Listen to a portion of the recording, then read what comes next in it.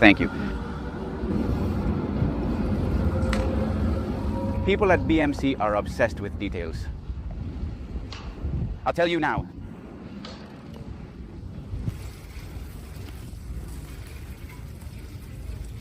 We're looking at BMC's most important launch of the year. Because after all, this Team Machine SLR01 is the brand's top seller. So they've paid close attention to every detail and worked very meticulously to make this bike the best it can possibly be. What do we have here? Basically the brand's climbing road racing model, obviously with the Union Cycliste International seal. Soon it will be competing with Tourer in the highest level races. And it's a bike that in some way aims to redesign the concept of a climbing bike based on three main points. The first one has to do obviously with the weight to stiffness ratio. I'll talk to you later about the technical data that the BMC engineers have put on the table. On the other hand, there's the handling, which is very important in this bike, and the aerodynamic improvements that have been made to it. Although not an aero bike, it appears to have inherited much from its sister, the R model launched just a year ago. I'm going to ask you to excuse me for reading data from my phone, but we're at Eurobike, absorbing millions of pieces of information. I don't want to make any mistakes, so I'd rather go over each piece of information I want to give you one by one to be as precise as possible. To begin with, we're talking about a bike that maintains the same stiffness as the previous generation, Generation 4. This is already the 5th generation of the SLR01, but they've managed to reduce the weight of the frame kit by 16%. What do you think? 16% isn't much. If we convert that, if we translate it directly to weight, we're talking about a size 54 with a reduction of 222 grams. If this doesn't seem interesting or appealing enough to you or easy to understand, let's look at the chart from the previous model so you can see it visually and understand. It's as if BMC had to remove the entire diagonal bar, a leg, the fork and a stay from the previous bike to achieve this weight reduction. It's absolutely insane. How did the people at BMC manage to do it? Well, basically by looking for the best materials they showed us.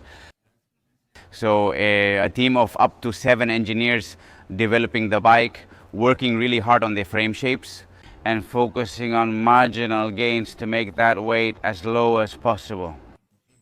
Some marginal gains, for example, are in the decoration, trying to make sure the frame has the minimum amount of paint, if not no paint at all. Because even these oversized logos you see here are stickers. Yes, the BMC standard there, the industry right now isn't there, it's more about painting the frames. These people have told us directly they only care about the weight. They've put stickers there, which you can feel by touch. They only care about the weight. And with that, what they've achieved is, in terms of data, that the frame, even in a size 54, as you see it already painted, 700 grams, an 18% reduction. The seat post, which is where they've saved the most, 134 grams in total, that's 27% less weight compared to the previous model. The fork weighs 339 grams, 8% less, and the total frame set in size 54 would be 1,173 grams, which is a 16% total reduction. Another thing to consider is that they've chosen not to install a universal derailleur hanger system on the dropout because once again they've prioritized weight. And according to what they've told us, there isn't a road group in sight that's going to take advantage of the benefits of the universal derailleur hanger system in the next 3 years. So it didn't make sense to think about installing gravel groups on this bicycle if really it's made entirely for road use.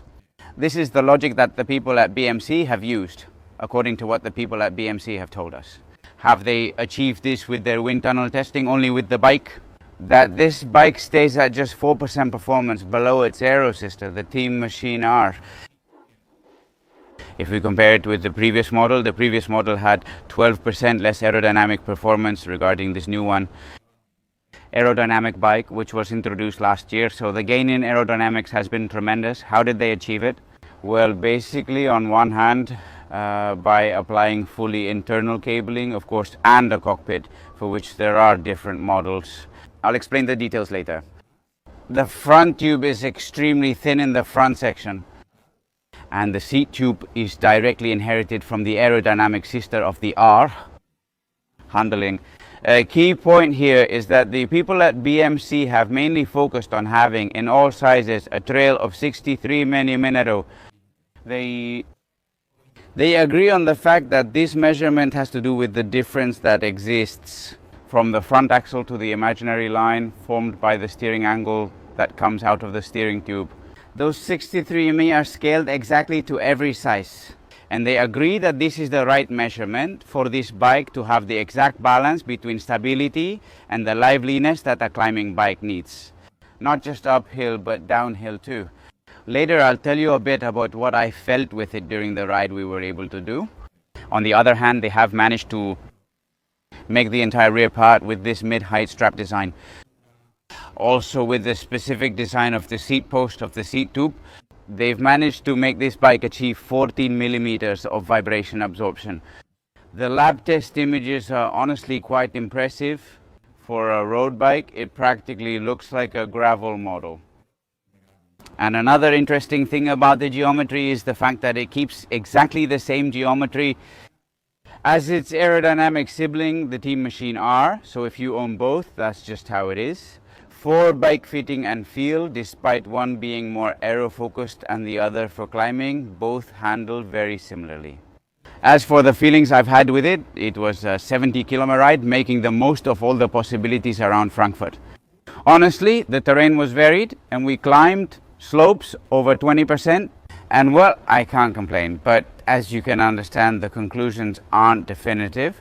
But I can tell you that the first thing that surprised me was the stiffness of the bottom bracket area. I'm not Van der Poel, but when I hit the first climb, I pushed hard on the big chain ring and it was like, wow.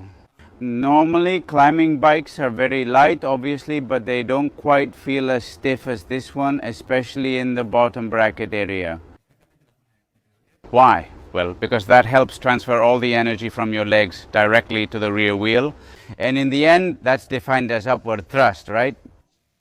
You don't lose efficiency when you're giving your all on a slope of more than 10%. This is exactly when this bike proves its worth. Clearly, we're talking about a bike that's very light based on what I've heard.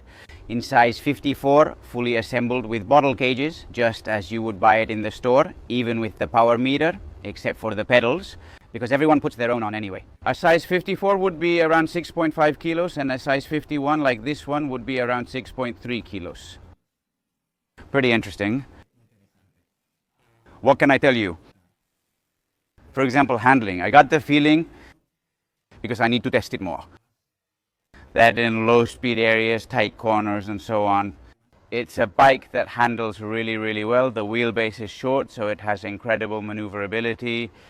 It's true that on roads we found with a steep downhill and very straight, as soon as you pick up speed, I've struggled to find the precise spot to put my weight, because it's like you can lean just a bit forward and you're already past the limit, or just a bit back and you're past the limit too. And the exact spot to put your weight is like within a centimeter. So does this count as a variable then? I still need to test it more. With a bit of luck, I'll have a test unit for a longer period and I'll be able to tell you more. But honestly, those high-speed situations are where I found it the least predictable. Let's put it that way. Maybe I just need more days of riding with it, that's all. And in general, a bike that obviously is a racing bike, has a low front end, the difference between the saddle and the handlebars. Since I'm short-legged as I am, you can see how important it is. So it's a comfortable bike, so we've gone through cobblestone areas, we've even gone through a bit of this stretch. And what about the rear part? The truth is that it absorbs a lot, but all the absorption it has doesn't make it lose any rigidity. Sideways, where it really needs it, a bicycle with 100% DNA from BMC, and a bike that I'm really looking forward to testing a bit more because it's really left me wanting more. If we go a little bit into the data, into other features, I can tell you that the bottom bracket is a press fit. Maybe there are people who don't quite agree with this, but once again, it's BMC's decision. Again, considering the weight and trying to make the bike as light as possible. Cockpit handlebar. We have here a cockpit that comes standard with 42 centimeters at the top and 42 centimeters at the bottom. It's not flashy, but it's among the most comfortable versions. Did you know BMC uses a specific handlebar? Also on the Kayas competition gravel bike, or even on the Aerodynamic Armada. On the road machine too. On the Team Machine R, which is 36 centimeters at the top and 42 centimeters at the bottom. We'll see how all this turns out with the new Union Cycliste International restrictions, but, well, that's a whole different story. What else can I tell you? The saddle, while it's a very comfortable model, I think it's one of the new Argo ones, which, as you can see, is quite cushioned.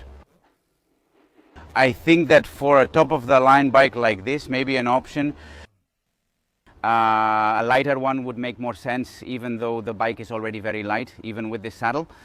But, well, I was actually surprised by this option as part of the stock build. It has a maximum tire clearance of 32 millimeters and comes equipped with 28 millimeter Pirellis. Honestly, I think they suit it well. It's a pretty fitting size for this bike. The build includes DT Swiss Arc 1100 wheels with a 38 millimeter profile as shown. A wheel well suited for this bike's main purpose, climbing. Obviously, we haven't done many kilometers on flat terrain, only because we've been riding in a group. I imagine the bike will feel lazier than an aero bike with 50 millimeter tires on flat terrain. But in the end, this is a bike that's meant to go spend a week in the Alps every day. 4,500 to 5,000 meters of elevation gain. This is the perfect bike for that. And I think these wheels and these tires go together perfectly with this goal. About the seat post, let me tell you that it's a different kind of seat post than the one on the Team Machine R, even different from the one on the Kayas. So it's not compatible with any other model. Does this still keep this D shape, just more slanted? In fact, it's one of the areas where the most weight has been gained, as I mentioned, but also in aerodynamics. So, well, that's the reason why it's quite different. And the most important thing is that it will come with 3 different offsets. Well, directly a neutral one, then a reduced offset like the one you see here, and another wider one. I'll try to write down the measurements because I don't have them in my head right now. There will basically be 4 ranges. Force, Ultegra and Red. At the top is the race. The wheels stay the same. Only the rear hub changes for Shimano or SRAM. And what else can I tell you? The frame sets will be sold in 4 types, starting with the lightest, coming soon. Without paint and with the possibility for you to paint it yourself at home or at your trusted paint shop while keeping the warranty. And then from there are different options that will increase in weight because they already come. Factory painted, that's all the info. Leave a comment below, rating from 1 to 10. What rating would you give the bike? If you want more information, knowing that I will have a test unit in the future, leave me specific questions down below that I can answer when I do an in-depth review. Most importantly, hit the button, this red subscribe button down here, because that way you help me grow the project. Be very happy. Ciao, ciao.